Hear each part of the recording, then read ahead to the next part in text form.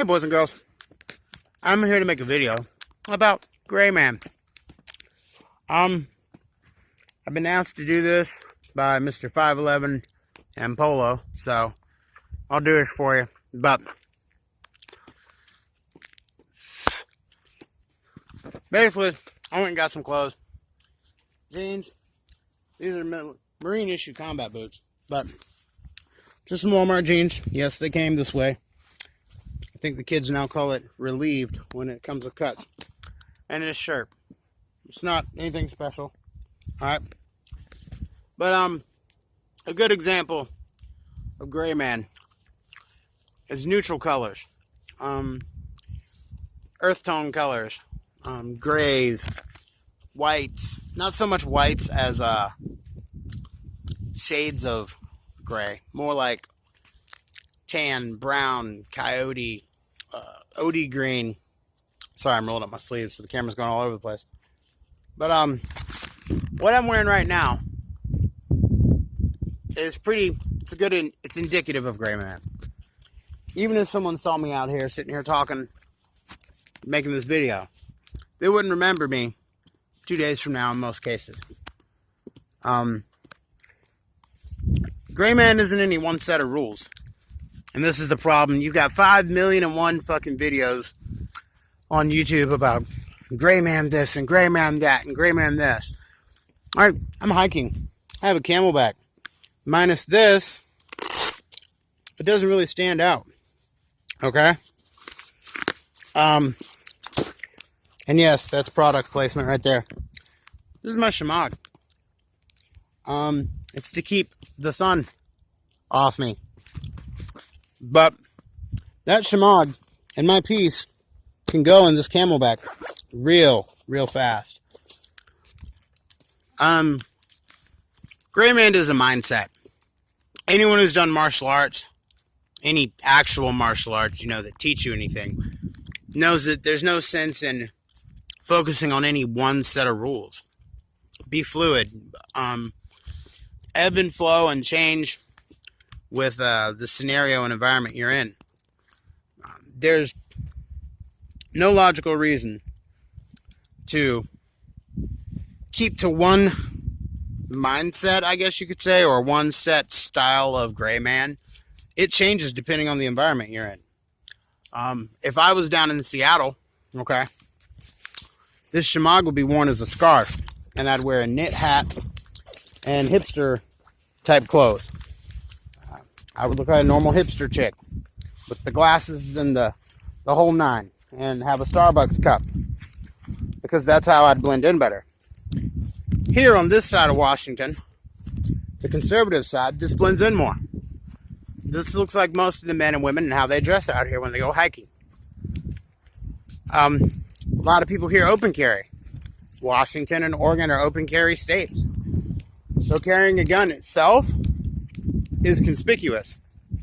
However, when hiking, a lot of people open carry a sidearm. So again, I'm hiking. I'm blending in with a lot of the people that I'm likely to run into out here. Gray man, I'm not a huge fan of it because there's a lot of minds on it, a lot of opinions.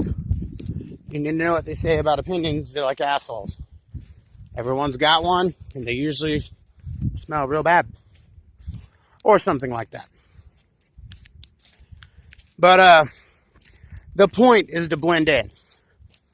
If you're near a military base, it might behoove you to invest in some BDUs of their color if the shit was hitting the fan. If for nothing else, you would be able to walk through a group of them more easily than wearing khaki shorts and a white t-shirt. If there was a martial law scenario, it's almost guaranteed you're going to be stopped. If you're in Southern California or you're at a beach in North Carolina, if everyone's wearing bathing suits or shorts and a tank top, that's what you would wear to blend in.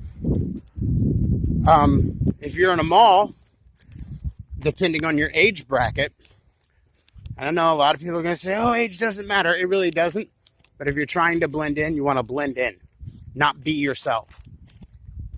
You don't want to become a target.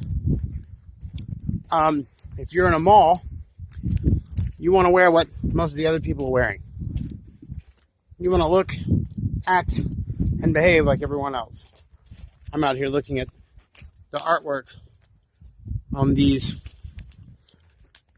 construction devices. And I'm going to climb up in one and just hang out for a little bit. But what I'm doing is not very gray man. Perfect example. I am going in here just because I want to. I actually think I'm going to sit here on the tire. Fuck it.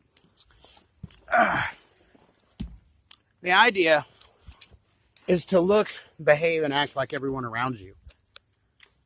Whether you're trying to infill some sort of secret group or you're trying to get out of a foreign country. It's beyond in your own best interest and those around you to look, act, and behave like everyone else. And I'm going to keep saying that. Look, act, and behave. Look, act, and behave. Because it's not you. You may be the type of person who just wants to wear cut off Daisy Dukes and a bikini top year round. You might be one of those girls. But that's not going to blend in. Unless you're in South Florida, and even then it gets cold down there off and on. So it's a mindset. It's not really an ethos. It's just a general way of thinking. You don't want to stand out. I just feel like I'm repeating the same shit over and over because it's really not complicated. This whole gray man thing is popular, and a lot of people seem to think it's really fucking trendy and cool and whoop-de-doo-dah. Hold on, I'm gonna hop down for a second. All right. You know, to me, it's common sense, but the martial arts I took as a kid, this was already instilled because of the type of martial art. Blending in was part of it. It was about survival. It was about not bringing attention to yourself. Now, sometimes, and this is counterintuitive, for those of you who don't know what counterintuitive means, you probably shouldn't be watching my videos. If you want to watch them, I suggest you get a dictionary and hold it, because you're going to need it. It's counterintuitive to stand out in order to blend in. But in some scenarios, being the sore thumb or the nail that sticks out can work in your favor. Oh, look, rabbit poop. Sorry, I'm doing tracking stuff while I'm out here making this gray man video for you. Perfect example of standing out. I do it not noticing it, but it's a case-dependent thing. Standing out in order to blend in is kind of like there's no way that person's a threat. There's no way that person is carrying 45 rounds of pistol ammo and an AR-15 in their backpack.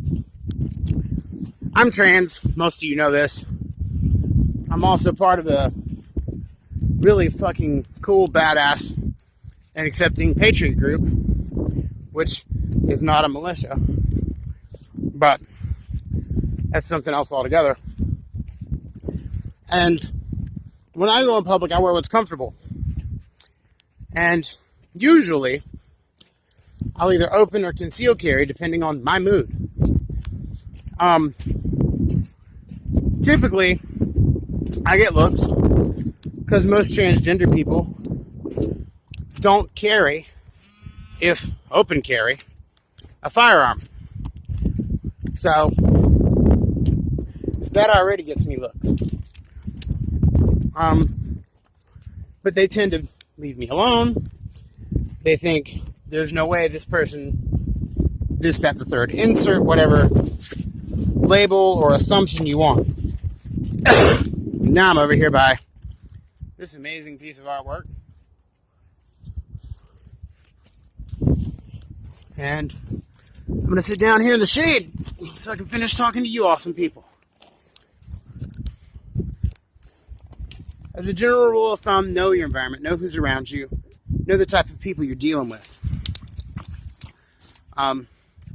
Most people, and this is just my experience, are decent people.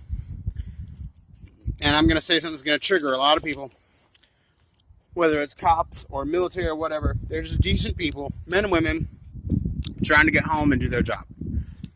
The vast majority of people you're going to meet on a daily basis are generally good people. They're not some shark looking for blood in the water and someone to attack. Not everyone's a sheepdog, and I guarantee you not everyone's a wolf like me. I'm going to explain the difference between a sheep and a wolf because apparently people think that a wolf is a bad thing. There are sheepdogs. This was coined by something Colonel Jeff Cooper, maybe, or I don't know where it came from. But sheepdogs are the people that protect the flock. Sheep are just the people who go to work and go home. That's their jobs. They pay their bills, they pay their taxes, they keep their head down. They don't get involved in stuff. They're not the ones who are going to get involved if someone's getting raped or kidnapped. They may call the police, which we know does no good, but they generally just do what they need to do to get by. Sheepdogs are people, for the most part, like police and military and firefighters and EMTs. These are the people that go into danger to keep people safe. They run into burning buildings. They go into gunfights and try and get people out. And even in those, there are sheep in those jobs. They only do it because it's their job. You know, off duty, they wouldn't do it, some of them. And then you have two types of wolves. And this is the way I look at it. First of all, I'm also true. I'm a wolf of Odin. So that's a different breed of wolf. Okay? The wolf that they refer to in many cases is a predator, a gangbanger, a child molester, a serial killer, a kidnapper, you know, just the wolf in sheep's clothing. You know, they like to look like everyone else, but they're not. They're hunting. They're constantly hunting. I am of the second breed of wolf. Most of my kind tend to be lone wolves. We don't work in packs very often. We're constantly hunting too, but what we hunt for are predators. Because I was a contractor for so long, and I worked so closely with the military, it's natural for me to, one, know how to blend in, two, switch on, and by switch on, I mean become extremely violent with no warning. Not in a psychotic sense, but more in the sense there's a time and a place to grab someone and throw them on the ground. And it's the internet, so I'm sure everyone watching this has their opinion because they're just internet ninjas. Have fun with that. Because it's easier to sit behind a keyboard screen and throw up credentials of where you've been or whatever and talk a lot of shit when we all know that's not the case. But we hunt for the people that first responders tend to come up on a little too late. We're the people out here who look for gangbangers. We look for child molesters. We look for predators. And the sheep would say, oh, well, leave that to the police, leave that to the legal system. That's their job. And if they get through the cracks, well, they'll get them one day. Or my favorite one, it's not my place to judge, that's God's place. We're not going to get into religion and semantics. God or Allah or Odin or whoever you believe in, even if it's a spaghetti monster, can judge them when they're dead. Right now, they're around us. They're around our families, our jobs, our houses, our children. And if for 1 second you think they have any compassion, you're sorely mistaken. And if you truly believe the law catches these people and punishes them, I have another reality check for you. So you could call us vigilantes. For the most part, we're not. what we do is we keep our heads on a swivel. And anywhere we are at any time, we pay attention. We're prepared and we're trained. There's nothing wrong with that. It's not paranoia. It's cautiousness. When it comes to labeling people, it's a wise bet to be safe. Just like the gray man thing. You hear gray man. Okay. Here's something. Gray man's really popular. First of all, because of TV. Everybody wants to be Sam Fisher. Everybody wants to be, Bruce Willis. But when it comes down to the nitty-gritty, you don't know who's a wolf. You don't know who's a sheepdog off duty. You don't know who a sheep is most of the time if you're a sheep. So how would you know what gray man is if they look like everyone around you? And that's what being the gray man or woman is. Blending in. So that said, Odin bless. Freya walk with you. Be safe, people.